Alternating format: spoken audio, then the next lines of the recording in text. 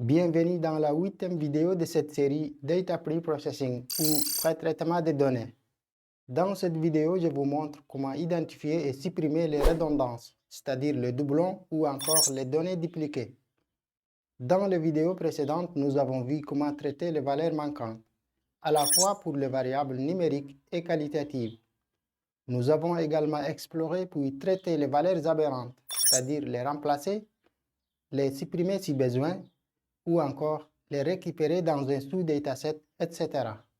Si vous n'avez pas suivi la formation depuis le début, je vous invite absolument à regarder toute la playlist dédiée au pré-traitement des données qui va s'afficher à l'écran à la fin de cette vidéo. Et si vous trouvez que cette formation est utile, merci de nous faire savoir dans les commentaires, plus un gros pouce bleu. Abonnez-vous également à la chaîne et activez la notification pour ne pas rater les prochaines parties. C'est la façon la plus simple pour vous de nous aider à faire grandir la chaîne, ainsi continuer à vous proposer du contenu gratuit de qualité. J'ai importé les datasets Titanic que vous connaissez et récupéré quelques colonnes qui m'intéressent.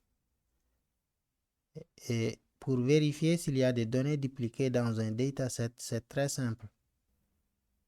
Il suffit d'écrire dflog, df, ensuite la méthode duplicated.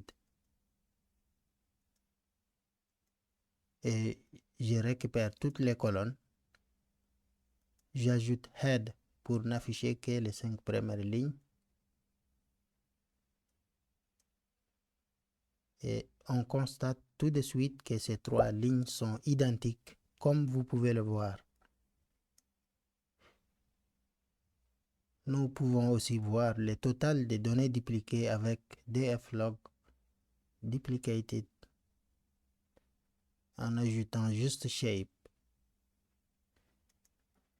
Voici le total des données dupliquées. 111 lignes, c'est quand même beaucoup trop. À la place de shape, on aurait pu utiliser sum comme ceci et on obtient la même chose que tout à l'heure, 111 lignes. Voilà pour vérifier l'existence et le total des redondances. Pour notre cas ici, on a 111 enregistrements qui sont identiques sur un total de 892. On va les supprimer à la question suivante. Et la suppression est aussi simple que la vérification. On a la méthode drop duplicates avec S. J'exécute la cellule. Vous pouvez décider de supprimer la première ou la dernière occurrence de l'enregistrement dupliqué. Pour cela, il suffit de préciser l'argument keep égale à last pour supprimer la dernière occurrence. Voilà, on est passé de 892 à 780 lignes. Ou encore avec keep égale à first, on supprime la première occurrence.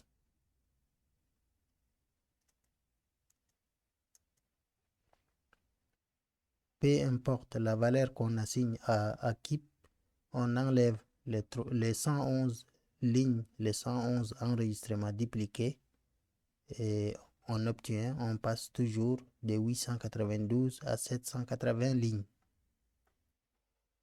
Sachez que vous pouvez aussi mettre keep égale à false, ce qui a pour effet de tout mettre à la poubelle, car on est passé, comme vous le constatez, on est passé de 892 lignes, non pas à 780 tout à l'heure, mais on est passé de 892 lignes à 724 seulement. Je déconseille fortement de mettre keep égale à false, car l'objectif n'est pas de tout supprimer de A à Z, mais de garder exactement une seule occurrence de la donnée dupliquée. Or, si vous mettez keep égale à false, tout s'en va.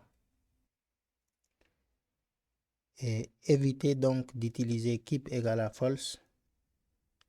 Et ensuite, on n'oublie pas également d'ajouter InPlace égale à True pour que nos modifications soient prises en compte.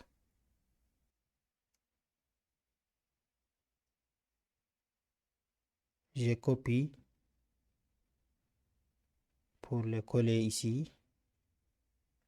Je mets partout là où on a modifié, là où on veut supprimer, et j'exécute les cellules. Et ici, je vais enlever parce que je ne vais pas utiliser keep égale à false. Je ne vais pas modifier ici. Donc, je mets juste un commentaire et j'exécute la cellule. Et là, les modifications sont prises en compte. Ensuite, si je fais à nouveau df duplicated, j'exécute la cellule et là, vous constatez qu'aucune donnée dupliquée. Tout a été supprimé. Voici comment on peut identifier et supprimer les redondances dans tout notre dataset. Mais sachez que vous pouvez aussi traiter les redondances colonne par colonne. Par exemple, si on choisit une ou un ensemble de colonnes, on procède de la manière suivante. Duplicated. Et là, j'ai choisi une ou un ensemble de colonnes.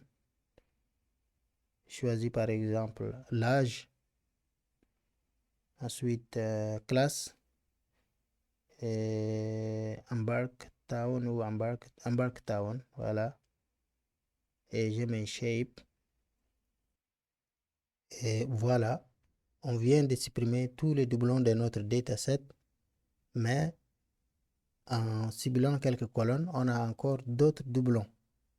Sachez que pour un projet réel, la suppression des lignes suffit, comme on a vu précédemment. Donc, pas besoin de supprimer celle-ci, sauf si c'est nécessaire. Sinon, vous allez vous retrouver avec rien du tout.